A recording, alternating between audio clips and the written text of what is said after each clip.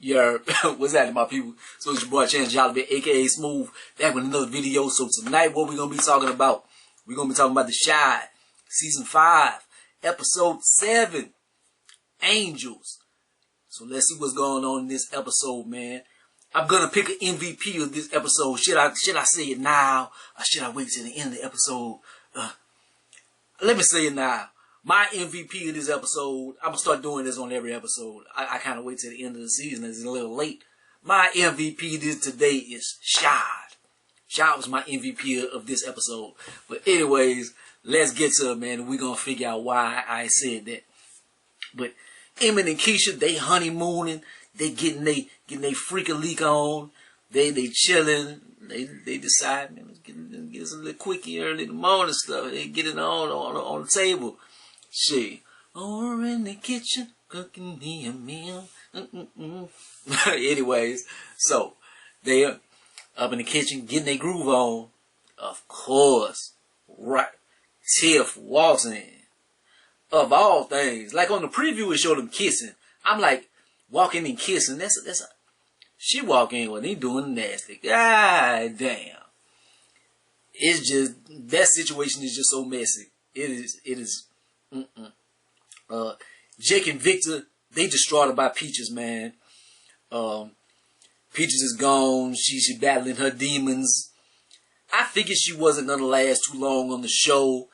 I thought she might end up like dead in a crack house or something like that. But I thought she was a crackhead, but it seemed like she was an alcoholic. But anyways, and Jake, he finally tells Victor that he gonna be a daddy. He gonna be a daddy, and Victor is not feeling it. Victor is mad, but it's like he told him episodes ago. You ever got a girl pregnant? You trying to tell me something? No. Like that wasn't a cause for pause right there. Like, why is he asking that out of the blue? Like, anyways, Jemma, she's working my damn nerves. Let's move on. Tiff is mad as hell. Like, just the whole situation about with Emmett and Tiff, with Emmett and Kiesha and stuff. Like, she just is incensed by that. Like, that is just driving her. She about to go Super Saiyan on him and stuff. Maisha, she into her rapping bag, man. Like, that's her dream. Like, that's always been her dream and stuff. And she didn't think it was, like, possible. She wanted to make her mom and them proud, so she was on a college grind. But now she finally, like, is really on the rapping shit. Crazy thing is now she done got into college. She got a letter, an acceptance letter and stuff. It's like, and the fucked up thing was she was like, she seemed like she was on the right path and she was about to go to school and stuff, and then listening to Jemma motherfucking ass, and Jemma is lost, and Jemma is putting these thoughts in her head. Like, yeah, it's cool to follow your dreams and stuff, man. It's like, you could do a little bit of both. You could get your J. Cole on and stuff, but, yeah, she got Maisha like, yeah, I'm just gonna follow this. I'm not gonna go to school and stuff. Like Jemma got a rich daddy and stuff like to fall back on and stuff. Like, Maisha in the slum. So it's like, but anyways, I hope it works out for her, whatever she decides to do. Kev invites Lene to the gaming tournament and stuff, man. And that's gonna be a contentious subject, like on this episode or something, like later on. But then he like, my girl is coming too. Lene doesn't seem to like this girl. Like, that's gonna flip later on, but at this point, she just does not like her. And I wish I knew her name, but I don't remember. Shad, he getting ready to meet Deja's family, but she don't want him to let him know that he was in jail. I know how the writers and stuff got it on the episode. They kind of like got it like, she's embarrassed of him, don't want to let him be himself and stuff. But that's just kind of like common sense. Like, you don't want to give every little detail of your life or something. You got demons like that. Like, you putting the skeletons out of your closet, like the first meeting. Like, the first meeting, you want to have your best foot forward. And, like, some things you can kind of, like, chill on the topics right away. But Tiff and Emmett, we already seen the preview of this episode and stuff, and they showed that, and they co-parenting is like trash. Like EJ is doing bad in school. Well, not doing bad, but he got learning disabilities and stuff, and they ain't been taking enough time with him, and they gotta click together for them to get that right. And I think like the households, him jumping to different households and stuff, like that little boy been a nomad. Like he done been everywhere. He done been to Emmett mama, been to Kiesha mama, then been with that no good nigga that was beating Kiesha down. been in the household when it was together. They would rob. Like the little boy done been everywhere, so it's not far fetched for him to like not be as developed or something like that. Maybe be held back in some sense, because he got a lot going on, and they got to get over their issues to get that together. But so serious. Kiesha got that baby at the dorm, and like he's driving her crazy. They got people blasting music and stuff. Where in her mind was this a good idea? You bringing this baby to a dorm?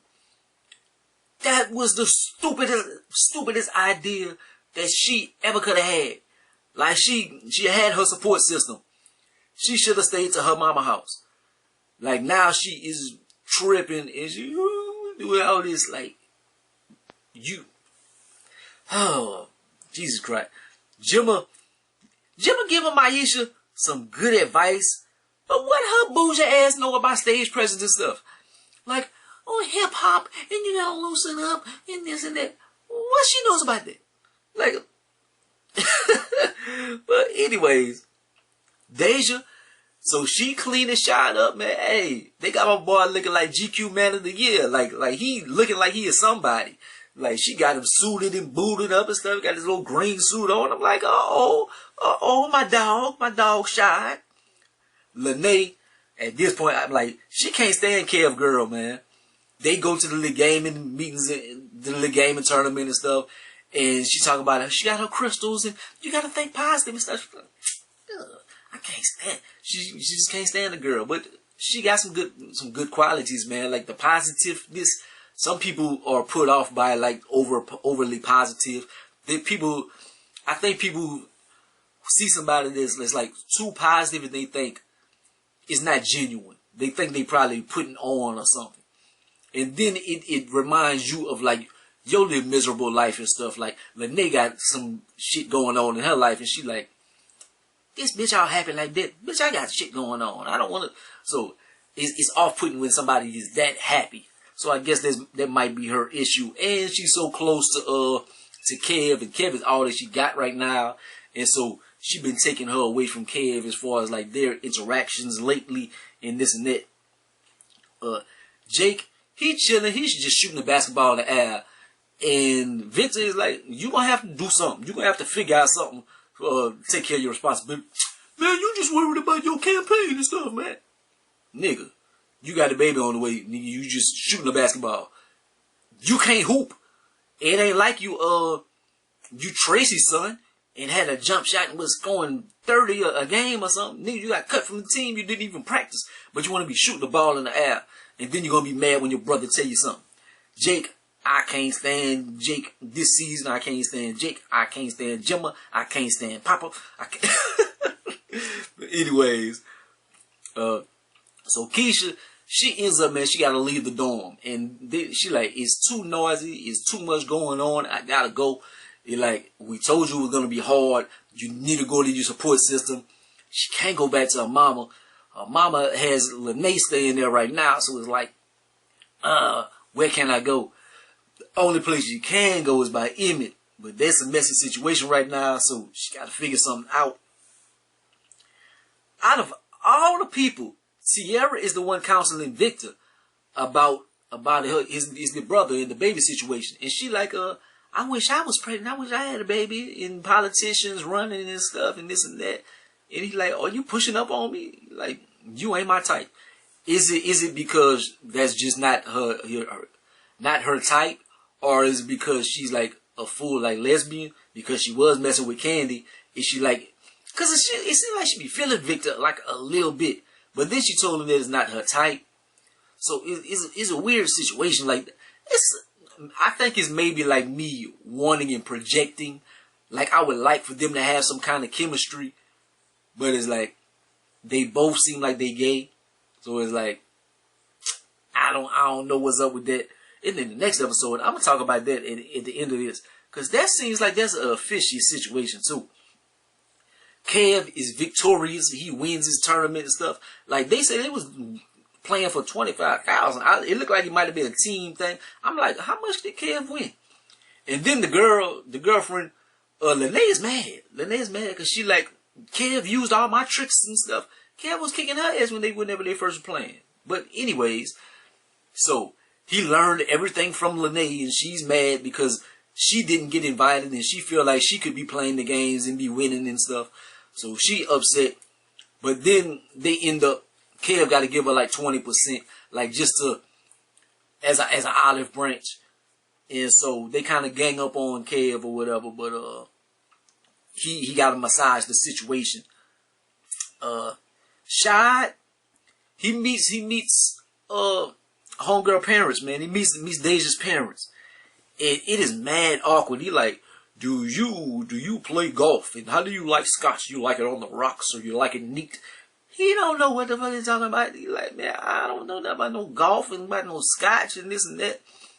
And Tiff and Emmett, they finally speak like grown folks, man. And talk about co-parenting. And Emmett talk about, like, I got a lot going on. I want to leave a legacy for my sons, man. I want to leave something behind. Like, if I'm gone, I want to leave something. And she like, why didn't you talk like this when we were together? You like, it never came up. I think she's seeing the maturization of Emmett. And I think that's going to be like on the next episode or something. And the man that she wanted Emmett to be, like, he is becoming that now. And I think she's going to start missing him. But it's too late now. So I think that's going to be a fishy situation as well. And then Kiesha walks in and Tiff is all mad. He's going to be like, look, you're going to have to get over that. It's too much. It's a lot to digest. But you're going to have to start digesting.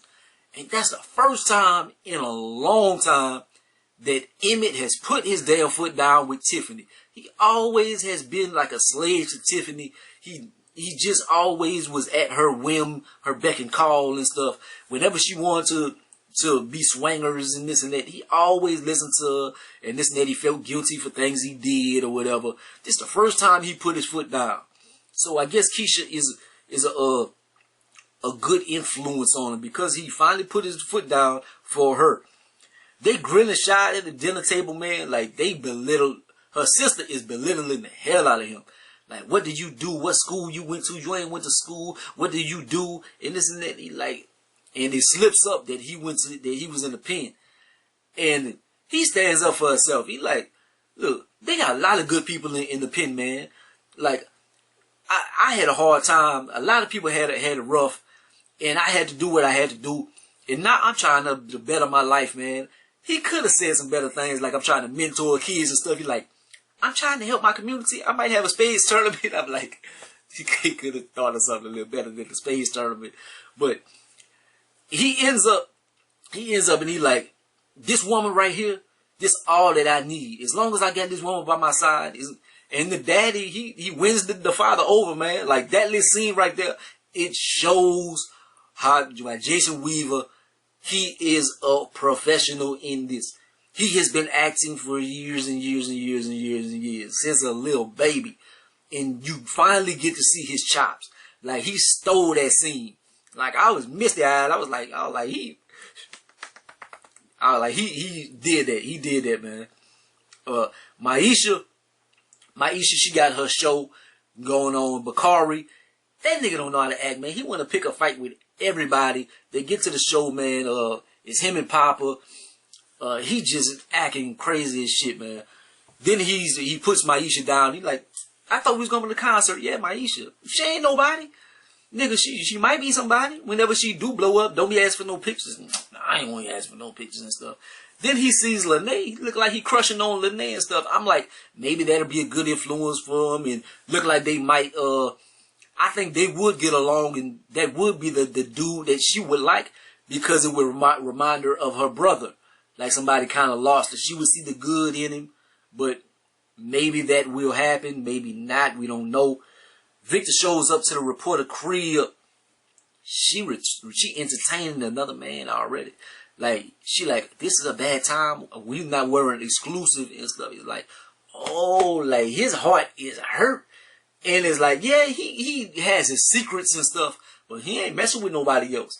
Like, yeah, I know it's probably fucked up because he's parading with Tiara, but he ain't messing with Tiara or nothing. That's just like a stage thing. But like, she's like getting her groove on with somebody else and stuff. But the crazy thing, I wrote this down like later, but like while we on the subject, it's like he feel guilty, and she the one that's doing dirt and shit, man. I'm like, nigga, I don't know. It's a weird situation. Let's get back to the show. So Maisha, she doing her thing. She killing it. Bakari, this nigga, like, he just antsy. He just, like, just want to fuck something up. So he go fight with the security guard and stuff that talked to him earlier. And he pulls a gun out. He shoots. Everybody starts running and stuff. Jemma gets trampled. Doing these videos and stuff, like, I get like insight and ideas and theories from other people. And somebody said that there was like a miscarriage probably gonna happen. I'm like, possibly. Because I didn't think it was an abortion, because P Valley doing the abortion thing. The baby thing, Kiesha already did that. So it's like, yeah, miscarriage. And yep. Kiesha moving in. They gonna be each other's support system. It seems like it and stuff, man. Like, I'm not gonna get on that too much. Like, but it's good because they getting along and whatnot. They both need the help. Kev thinking about making a career out of his gaming, but he like had to pay Lene 20%. Uncle Sam taking a lot, and like he like, damn, I ain't hardly came out with nothing. Wasn't it a $25,000 prize? Like, I would think he came out with a little bit more than that, but I like his relationship with old girl, man. Like, she's a positive influence, and like, he's not having no teen pregnancies and that, and he's not even getting his groove on. Like, they kissing, they pecking, like, she's being positive, they look at the moon, and I like that. Maybe it's boring for a kid or something, but this is what they all need to be doing right now. Like, and if I was his age, I was back at school or something, I probably would want to be more like Jake, probably, or something, except for I can hoop. Jake ass nigga can't hoop. But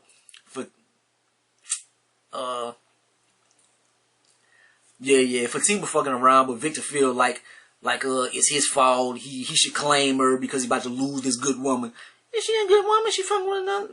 Anyways, but she is a nigga, so she got dog ways and nigga. But no, she's not a nigga because she's just not a cis woman and just